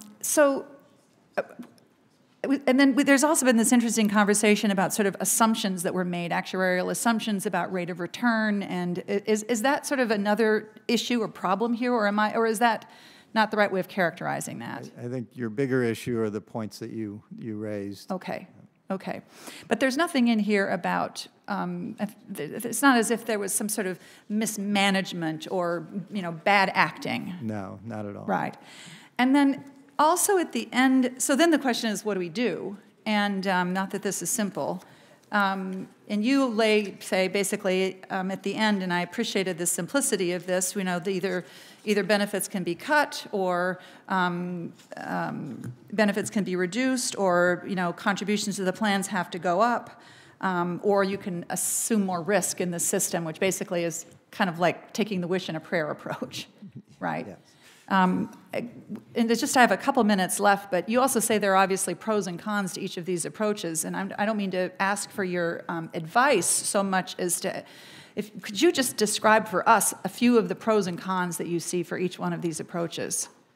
Well, let's start with the benefit cuts. That's the easiest. The con of that is that you're impacting people who thought they had a pension and now it's less, and puts them in a difficult position. And how much roughly, is there an average dollar amount for the pension that we're talking about? Or what's the range? Or I'm not clear on that. It's all over the map. You know, it could be in, you know, $10,000 a year to $60,000, $70,000. Depending on how much they put in. On the industry and how long the person worked. And, all right, continue. And then on the more contributions was the second one. And again, the pro of that, the pros are it puts more money into these plans, which is needed. The cons is we've already stressed the participating employers to the limit in many cases, so asking them to contribute more brings the employers down or pushes them out of the system.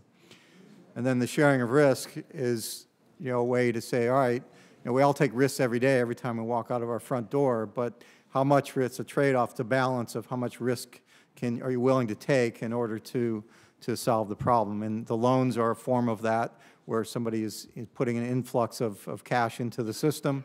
That's a good thing. If these plans have more money, gives them an opportunity to pay more benefits for a longer time and work their way out of the process. Again, it ties back to the industry and what's going to happen on those other factors that you mentioned. Right, right. One of the things that I think I really struggle with is, and on the question of reducing benefits, is that it's sort of the problem we have sometimes in healthcare. You reduce the amount of money that you're paying, but you don't reduce the need. So somehow the need has to be paid for in another way. Right, and that's where you get into some of the social insurance systems and so forth. Somebody's got to pick that up somewhere along the way. Right. Or people reduce their standard of living in retirement. Right. Okay, thank you. I appreciate it. Representative Dingell. Thank you, Mr. Chairman. Like most of my colleagues, many of my questions have been answered, but I want to try to fill in under them. My district is one of those districts. I have the largest number of members of the Central Pension Fund in the country, and I see them every single weekend. And I've had grown men just come to my front door and cry in my arms. Women too, but a lot of them are men. But I have small businesses that are threatened if these pension systems go down, and as you've talked about, what the impact's going to be. So this is really one of the most serious issues we all have of trying to, we got to work together. This has to be nonpartisan. We've got to work together. I want to follow up on my colleague's question about the impact of the failure of a multi-employer plan on a union. It's my understanding, and please clarify if I'm wrong, that unions are compromised of their members. So, Mr. Goldman, do union members negotiate smaller current wages in order to get this later benefit? That's absolutely what, you know, sure how they would look at it is you're sitting at the table, you've got a choice between current compensation, health care, retirement. You agree on the thing, doing it, you think you're going to get a payback from that at some point. So now they're losing that. Mr. Barthold, would you classify that as deferred compensation? Pension benefits are a form of deferred compensation. Yes, ma'am. So I'm going to ask both of you, does a union and participants face reduced benefits from the Pbgc at this point of solvency? Can you clarify, do they face reduced benefits? Once the plan becomes insolvent, right, then the Pbgc takes over at the lower guaranteed limits. So they would lose some of their benefits at that point. Mr. Barthold, did you want to? That's correct. So let me, Mr. Goldman, go to another point. Although I want to follow up on Senator Smith's question, because I was going to ask those questions too. A lot of people want to say that these funds were mismanaged and that it's can we really be clear that that is not what we're dealing with? We're dealing with all of the other factors, and this is not mismanagement, especially by those that are supposed to be receiving these benefits? I mean, I think that I can't speak for all the plans, but from my perspective, that's the issues you cited are the ones that are responsible for this. I think that that's really, and how many of these funds were, you know, we've talked about some of the economic impacts and the reasons, but you also, I mean, and there was a time, especially when you talk about singular employer pensions, that they were underfunded, quite frankly. How much does underfunding of these funds contribute to this, and what was the cause of that underfunding? Well, the underfunding is an outcome of all these issues. And again, not enough money coming in relative to the benefits that are getting paid. I also want to add on your prior question, just to clarify from an actuarial profession standpoint, we have qualifications and standards that govern our profession, and each actuary has to sign off and, and verify that the assumptions they picked were reasonable and appropriate for the purpose for which the calculations are made. So that does get into the other questions about fiduciary responsibilities and who assumes that ultimate liability. I'm going to ask one. I've only got about a minute left, so I'll go to another question hall. Mr. Goldman, in your testimony, you state that some plans may be too far down the road to utilize the MIPRA. Could you elaborate on this? Well, I mean, Central States is a good example where, had action been taken earlier, there were more options and other things could have been done. But as the amount of assets that remain in the plan relative to the benefits that are about to be paid gets smaller and smaller, then the solution gets harder and harder. Mr. Chairman, I don't have enough time to ask another question, so I'll follow my colleagues. Manchin? Thank you, Mr. Chairman. Thank you all. Again, a lot of good questions have been asked here. I bring a little different perspective. I come from the coal fields, UMWA pension plan. You know what we're going. We'd be the first major pension plan to go defunct by 2022. If that goes down and it starts tumbling, Pbgc, everything starts happening. And you've been talking about no fault to their own, this and that. Where is the fault? Is the fault in bankruptcies? What's caused this? I know we've had a downturn, 2001, 2008 market crashes. But if it's no fault to the men and women who work, they take it out of their pay, they pay for their benefits, the company contributes and matches. At the end of the day, bankruptcy laws happen. They walk away with nothing. The financial institutions get in front of the human being. There's nothing left for anybody. Why? This is not going to change anything. And we're going to fix something maybe for a short period of time, but the pension plans that are coming after it, we're going to be back in the same hole. We need answers and help from you all, the experts, Mr. Goldman. How do we prevent this from ever happening again? How do we fix the wrong that we have? How do we prevent it from happening?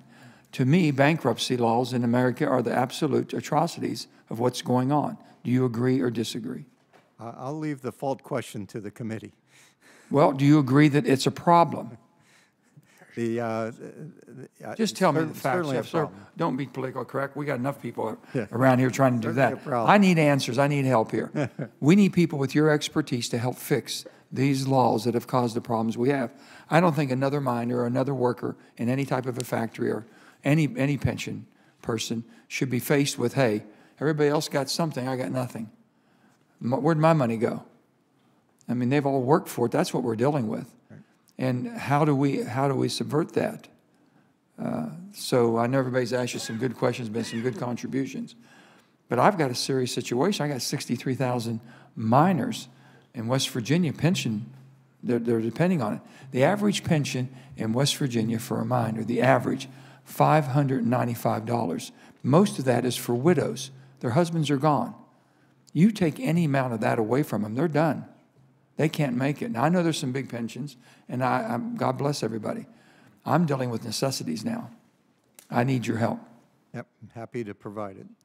So, could you help us change the bankruptcy laws so the human being get... That would be a no. Do you want to comment? Do you think the human being should get the same type of consideration that a financial institution during a bankruptcy hearing? I'm not going to answer that. I bet you would if it was Focus you. on explaining the reasons for how we got here. Well, we're not going to get out of this unless you all will have enough guts to start speaking up. I got to be honest with you. Unless you all who have the knowledge to do something is willing to speak up and help us, we're not getting out of this mess. Promise to contribute on the future sessions. Well, let me go into some other things. Maybe I can get an answer from you. I'm going to get off the bankruptcy. I know you're not going down that path. What happens to the insolvency at 2022? When does Pbgc, when do they go in problems, the way it's faced right now? You've evaluated that, I'm sure. 2025 is what the Pbgc has projected. That's because of the mid-state date. Is that the Central States pensions? That's even independent of central. That's if Central nothing, states if is a- nothing goes, nothing changes right now. Central states is a how big is the problem, not necessarily a when is the problem. So from the minors to the central states, this thing is on doomsday course, no matter what. Correct. That's pretty daunting. Do you have a recommendation on what we could do for the miners' pension to prevent this a domino effect by 2022? Not at this time.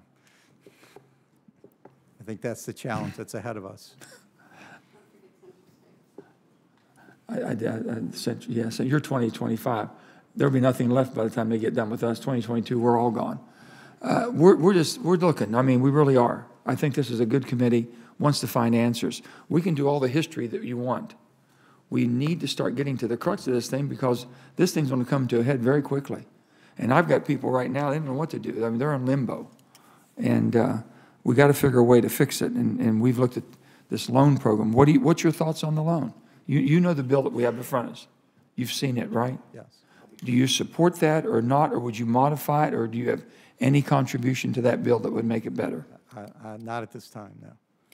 So you would recommend that we be able, the government should loan us the money that it takes? I don't have a record. Does anybody, Mr. Barthel, do you want to say something?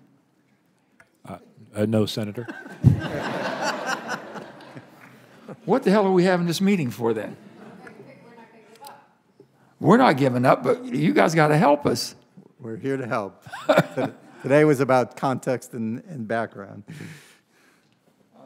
We got to crawl before we walk. Okay.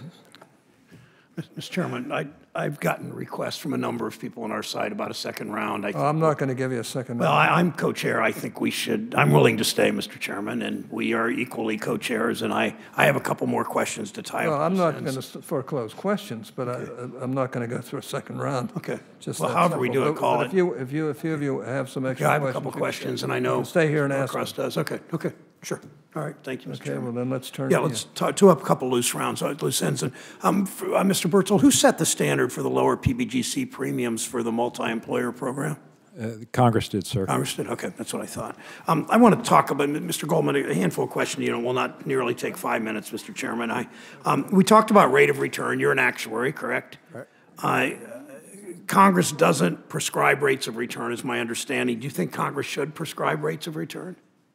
The single employer plan does prescribe rates of return, but there are significant differences between the single and multi-employer plans. And we don't, and you're not saying we should prescribe them for the multi-employer? I'm not. Okay. How's an actuary, briefly describe how an actuary makes their assumptions on rates of return? In the case of multi-employer plans, it's really a function of how the assets are invested, and then looking at capital market projections, 10, 20, 30-year projections, usually projections it's hard to find more than 10 or 20 years. And then based on the mix of your portfolio, align it back to the expected returns on each of those. Usually they'll look at a wide array of projections because you can get, there's surveys out there that will show a fairly significant range of expected returns for each asset class. And you as actuaries you represent, you as an actuary yourself, you're governed by professional standards, I assume, correct? Correct. And if you violate those standards, there is real punishment, I assume? There's correct. There's a standards board that. Could you tell us roughly your view? Do you know what the average, say since the Pbgc, since Erisa, and getting Pbgc multi-employer plans, what's the average, roughly in these 40, 42, 43 years, what's the average annualized return of the S&P 500? I don't know, but probably the 7 to 8% is not a bad. Well, my understanding, it's more like 10 or 11 or even 12%. Would that be in the range? Do you think? Yeah, it would be. Mm-hmm. That would sound like it could be 10 or 11 or 12. Okay, so it wouldn't be unreasonable for an actuary.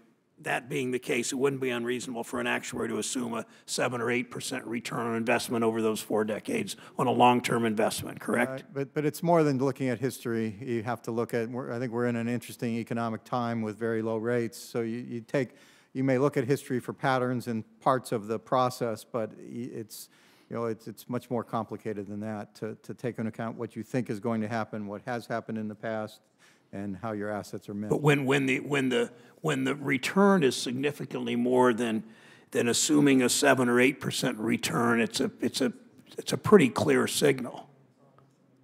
Correct? Correct. Okay. Thank you. And a portfolio is made up of, you know, stocks and bonds, and now we're seeing more alternative investments as well into the portfolio. Thank you. Mr. Norcross. Any more last-minute questions? Mr. Norcross? No, Mr. Scott. Go ahead. Thank you, Mr. Chairman. Mr. Goldman, you're an actuary. My staff showed me what the definition of insolvency was, and you're right, it's cash flow. And so if you have no assets in the trust fund, but you have enough money coming in to pay the benefits, you call that solvent? Correct. That doesn't shock you? Hadn't thought about it before, but now that you raise it. Zero assets, but you got enough coming in, you can pay the bills. It's all about... And then you wonder why we're in the trouble we're in if you call that solvent. Can you quantify the contagion problem? I can't, I have not tried to quantify that, no. Mr. Brookfield, do you want to try, do you make a comment about the contagion problem? As I noted before, we have not, my colleagues have not undertaken an independent analysis, anything different from that done by the Pension Benefit Guarantee Corporation. Thank you, Mr. Chairman.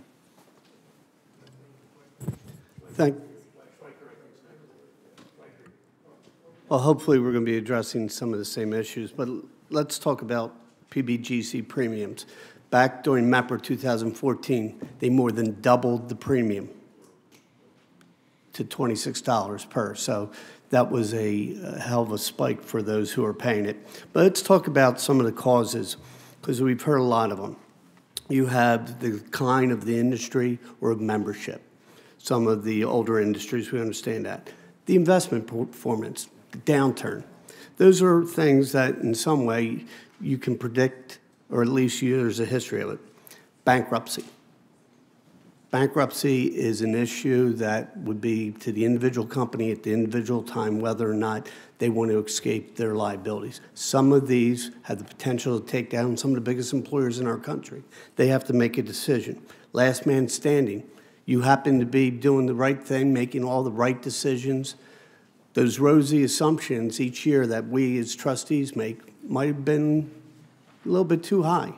But somehow, the company next to you bails out, and now you're not only carrying your weight, but they're carrying their weight.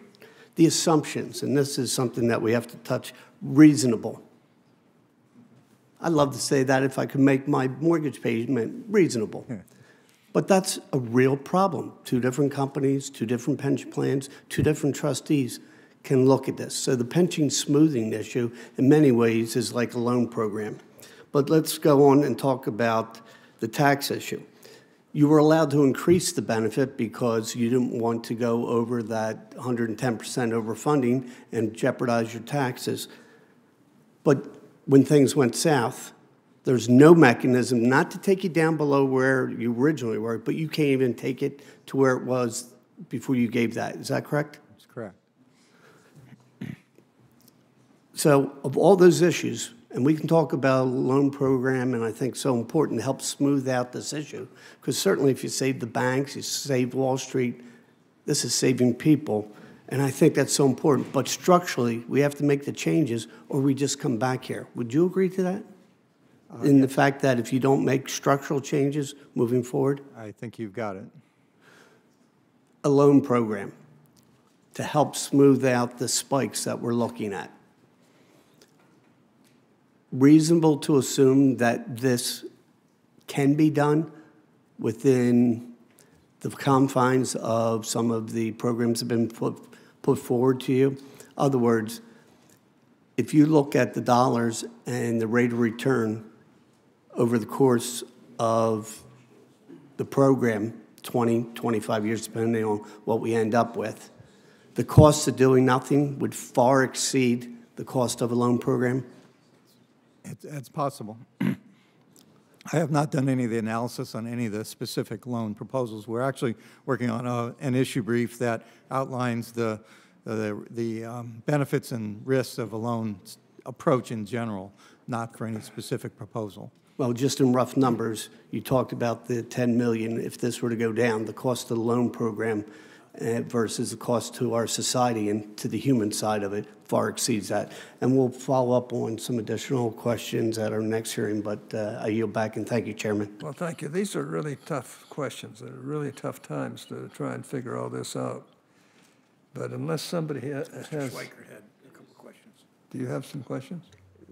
Don't look at me so disappointed, Mr. Chairman. I am looking at you disappointed, I'll tell you. And look, and I apologize to everyone in the room and the committee. This is some of the most fascinating stuff I've ever gotten to do, which probably explains why I have no friends. Could have been an actuary. And just because, and I'll do this one quickly. Some of the discussion from my brothers and sisters on the other side on the loan program, functionally the mechanism there is almost the arbitrage of government loan, low interest rate, we'll actually invest it in equities or something like that, and we basically pick up the arbitrage difference. Is that, and that's where the yield kicker is. So some of the loan proposals use that as a way to get additional cash. Others use the money to immunize and either buy annuities or invest those assets in risk-free investments and align them directly with the benefits. Okay, but then the payback on that actually becomes... You lose the, it's all about balance and trade-offs. You lose the benefit, and then with the time value, if there's you know, a yield back to the taxpayers... It's how much risk do you want to take? Okay. I actually this goes back to, we got our hands on something from Pbgc. It's a couple years old, and it was in their calculations of how many of our plans are actually in trouble if we used their sort of NPV. And I'm sure you've seen this. You're an expert on this. But it's disturbing if I'll do something like my corporate bond, which I seem to personally sort of like as a benchmark, or you know, 30-year treasuries plus a couple kickers. You're starting to look at the vast majority of the plans, even those we're calling green, as being 60, under 70%. Funded. Am I being fair if I use that as my benchmark, that how many of what we're calling green is actually also in trouble? Yeah, the difference would almost double the liability.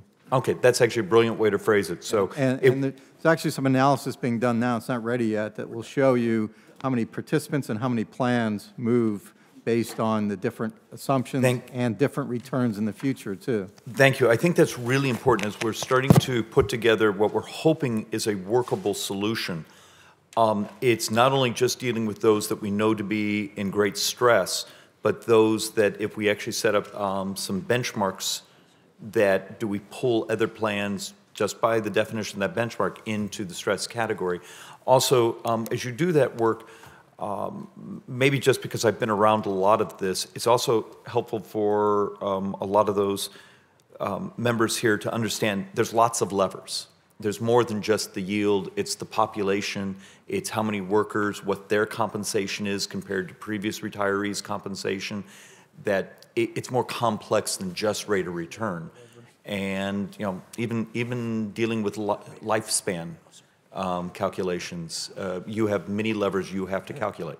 And one more consideration, too, I think it's worth mentioning on the single employer plan that does use the risk-free rates. You know, take a look at that system, and a lot of the plans are now frozen. Employers have exited from defined benefit to defined contribution. It's arguable whether defined contribution is going to give the same retirement security. So you could almost make a case that by moving to lower rates and increasing contributions, you've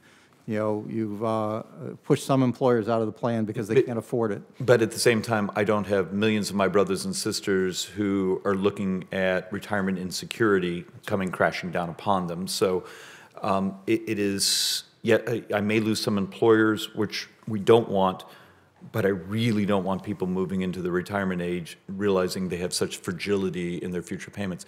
Mr. Barthold, anything you want to say before I hit the button and make the chairman happy that I've stopped talking?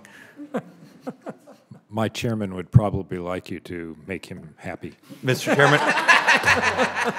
Mr. Chairman, I yield back. Mr. Chairman, I ask the members submit questions for the record by 5 p.m. next Wednesday, and that Mr. Berthold, Mr. Goldman answer as quickly as they can. Well, thank you. We'll agree with that. I want to thank you all for your attendance and participation today. As we've heard today, these are really important and complex issues. And I look forward to working with each of you on both sides of the Capitol as well as both sides of the aisle. So I ask any member who wishes to submit questions for the record to do so by close of business Thursday, April 26th. And with that, I want to compliment all my colleagues for putting in the time on this, because this is important stuff, and I wish I had the answers. But we'll see what we can do to keep working, and we're very appreciative of your patience down there at the table, and we hope that you'll think about it and help us to find some answers to this as well, if there are any. So with that, this hearing is adjourned.